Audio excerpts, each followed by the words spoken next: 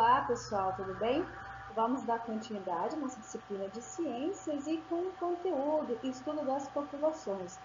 Leitura então do livro didático da página 116 a 117, o livro é de biologia.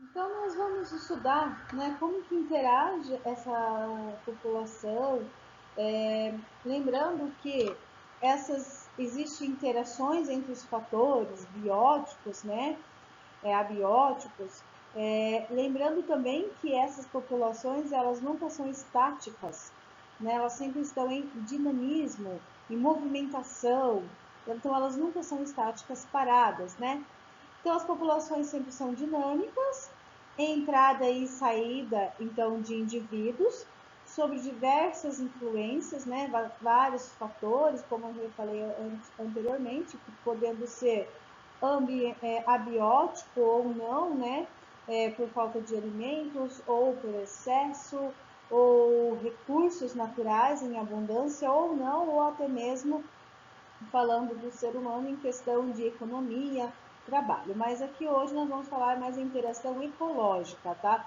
Estudo dessas populações ecológicas. Densidade populacional, Então, densidade populacional é a relação entre números de indivíduos da mesma espécie, tá bom? E a área ou o volume que eles estão ocupando aquele determinado local, tá?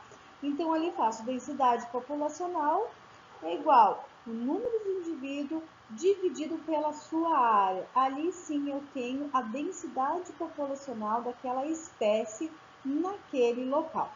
Mas essa densidade populacional pode ser afetada por 4 fatores. Vamos ver quais são? Aqui nós temos, então, a densidade da população pode ser influenciada por 4 fatores. Nós temos a imigração, e a emigração. Imigração, porque quando são espécies que estão vindo, indivíduos, vindos de outras áreas. Emigração, ele está saindo, indo para outras áreas. Então, aqui nós temos o sinalzinho de mais, porque vai aumentar aquela população.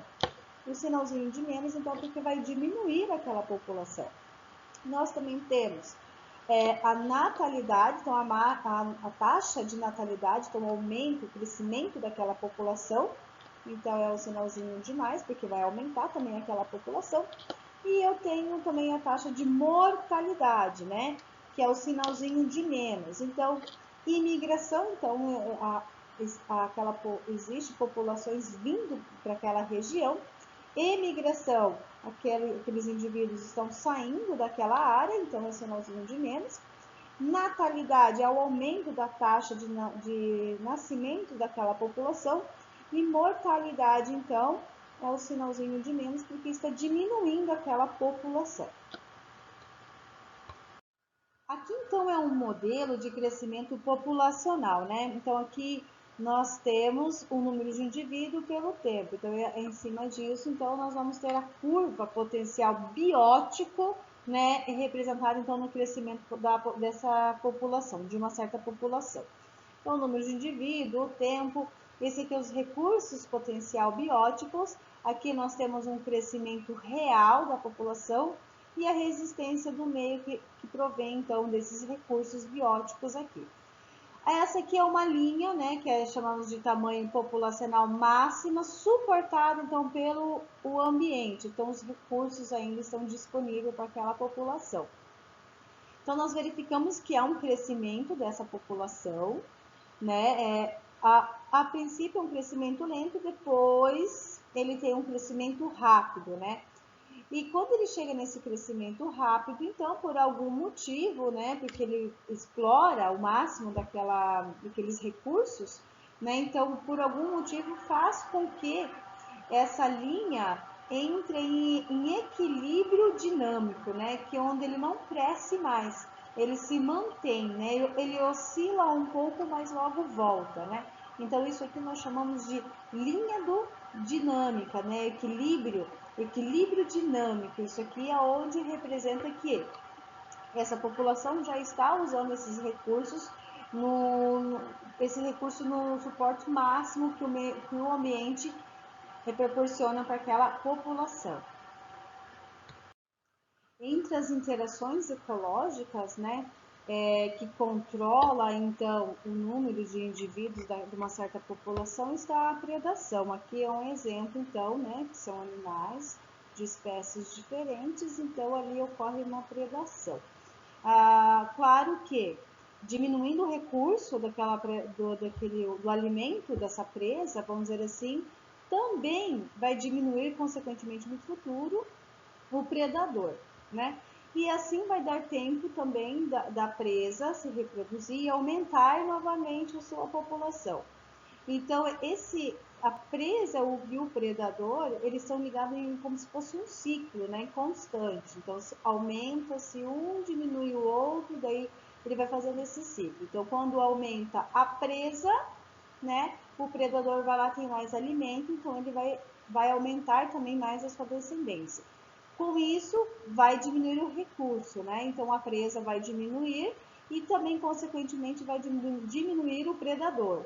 E assim, então, eles estão em constante movimento, ou seja, em um ciclo. Aqui também nós temos duas